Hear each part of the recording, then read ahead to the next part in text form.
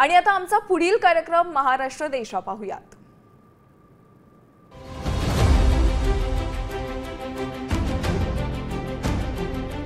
नमस्कार, महाराष्ट्र देशा या विशेष कार्यक्रमामध्ये आपल्या सगळ्यांचं मनापासून स्वागत आहे। महाराष्ट्र जगातील 28व्या क्रमांकाची सर्वात मोठी अर्थव्यवस्था आहे आणि येत्या 5 वर्षात म्हणजे 2030 सालापर्यंत राज्याची अर्थव्यवस्था $1 ट्रिलियन करण्याचा संकल्प राज्याचे मुख्यमंत्री देवेंद्र फडणवीस यांनी केलाय। याचाच आढावा घेऊयात आजच्या महाराष्ट्र देशामध्ये।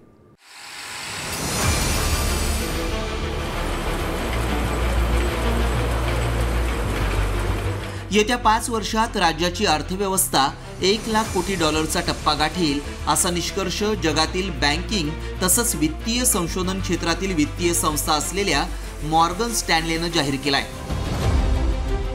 मुख्यमंत्री देवेंद्र फडणवीस यांनी या अहवालाचं तसंच त्यातील निष्कर्षांचं स्वागत केलंय। वाहनांची निर्मिती आणि सुट्या भागांचं सर्वाधिक उत्पादन राज्यात होतंय। देशातील उत्पादनात राज्याचा वाटा 20% आहे।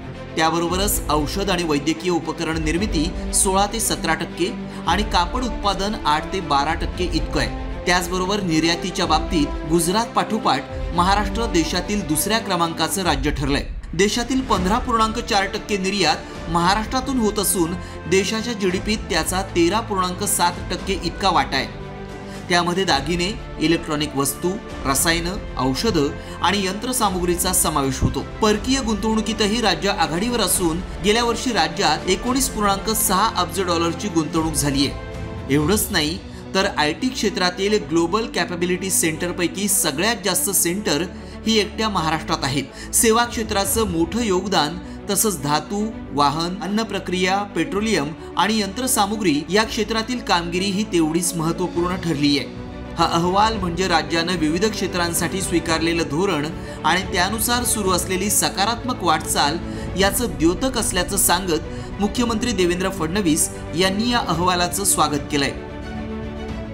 महाराष्ट्र एकमेव राज्य असं आहे ज्यांनी $500 ट्रिलियन मार्क पार केलेला आहे आणि $1 ट्रिलियन इकॉनॉमीकडे अतिशय वेगानं आपली वाटचाल चाललेली आहे।